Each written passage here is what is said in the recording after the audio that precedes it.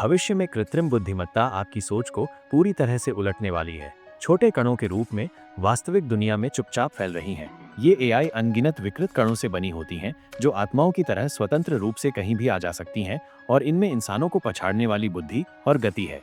इन्हीं अद्वितीय क्षमताओं के चलते एक रहस्यमय व्यक्ति को असंभव से लगने वाले मिशन को अंजाम देने की जिम्मेदारी सौंपी गई।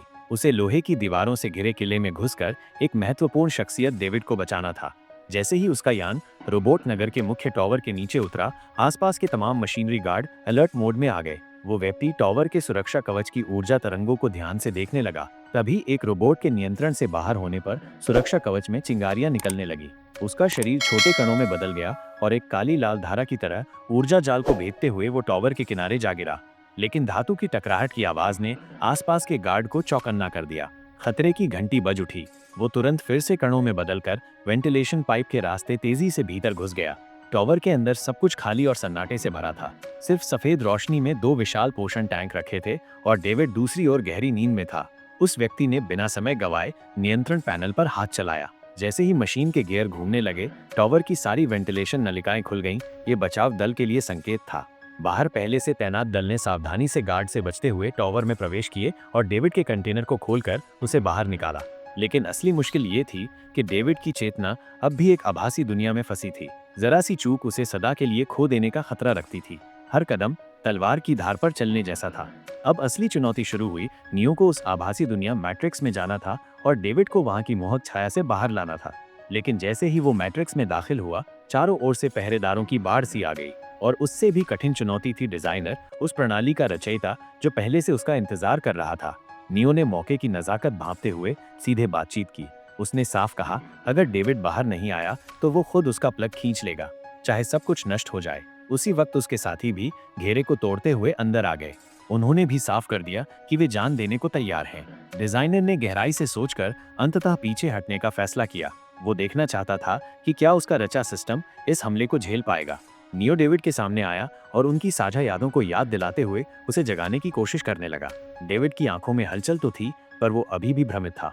तभी अचानक उसके आभासी पति और बेटा प्रकट हुए और उसे साथ ले जाने लगे। नियो बस देखता रह गया। उसकी सबसे प्यारी इंसान उससे दूर होती जा रही थी।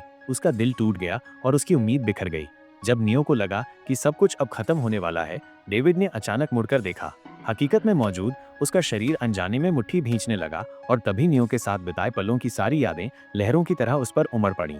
उसे तुरंत एहसास हो गया कि सामने खड़ा उसका इलेक्ट्रॉनिक पति दरअसल एक छलावा है। उसने बिना समय गवाए कुछ सटीक और तेज वारों से उसे जमीन पर गिरा दिया। लेकिन संकट अभी खत्म नहीं हुआ था। डिजाइनर क्रोधित होकर अपनी पूरी शक्ति का प्रयोग करता है और समय को रोक देता है। जब वो डेविड को हमेशा के लिए मिटाने ही वाला था, तभी ऐन मौके पर सबसे खतरनाक वायरस स्मिथ जोरदार धमाके के साथ प्रकट होता है। दरअसल नियो के जागरण के साथ ही स्मिथ भी दोबारा सक्रिय हो गया था। स्मिथ को अब इस बात का यकीन हो गया था कि केवल तभी वो आजाद हो सकता है जब नियो खुद मैट्रिक्स को छोड़ दे। स्मिथ ने एक घूंसे में डिजाइनर को दूर उड़ा दिया और समय फिर से बहने लगा। उधर वास्तविक दुनिया में भी टीम के सदस्य वक्त से जूझ रहे थे। उन्होंने जहाज के कप्तान के मस्तिष्क को माध्यम बनाकर एक विशेष मार्ग बनाया, ऐसा रास्ता जो मैट्रिक्स के नियंत्रण से परे था। इससे वे डेविड की चेतना को कप्तान से जोड़ पाए और जैसे जैसे डेविड की आंतरिक शक्ति जागती गई, साथियों ने तुरंत कनेक्शन काट दिया। लेकिन इसी प्रक्रिया में उनका ठिकाना उजागर हो गया। डिजाइनर ने तुरंत भारी संख्या में गार्ड भेजे, मगर जब वे पहुंचे तो मोर्फियस और अन्य साथी पहले ही युद्ध टैंक में डेविड को लेकर निकल चुके थे। आभासी दुनिया में नियो और डेविड ने एक दूसरे का हाथ थामा और एक प्रचंड ऊर्जा विस्फोट के साथ संयुक्त आघात तरंग छोड़ दी। उसकी तेज रोशनी ने पूरे क्षेत्र को चीर दिया। सारे गार्ड जमीन पर ढेर हो गए।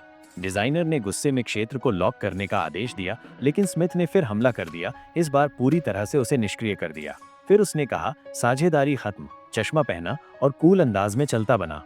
लेकिन संकट अब भी खत्म नहीं हुआ था। बाहर निगरानी कर रहे ऑपरेटर ने चौंक कर देखा। ज़ॉम्बियों की एक भारी भीड़ लहरों की तरह आ रही थी और वे सभी को घेर रही थी। नियो ने पूरी ताकत लगाकर उड़ने की कोशिश की, पर उसकी शक्ति अभी पूरी तरह जागृत नहीं हुई थी। ज़ॉम्बी करीब आ चुके थे। तभी ऐन वक्त पर डेविड तेज रफ्तार में युद्ध टैंक लेकर पहुंचा और सबको बचा लिया। लेकिन राहत ज्यादा देर न टिक सकी। कुछ ही दूरी पर चारों दिशाओं से और ज़ॉम्बी दौड़ते हुए आ रहे थे और तभी एक सिस्टम नियंत्रित कार पूरी गति से उनकी ओर टूट पड़ी। ऊंची इमारतों से लोग मिसाइल की तरह गिरने लगे। मौत हर कोने से झपट रही थी। टीम ने आखिरी दम तक कोशिश की कि इस मौत की गिरफ्त से एक रास्ता निकाल सकें। अब युद्ध केवल तकनीक या हथियारों का नहीं था, ये वास्तविकता और आभासी दुनिया के बीच जीवन मृत्यु की आखिरी लड़ाई बन चुकी थी। हर एक निर्णय किस्मत की दिशा तय कर रहा था।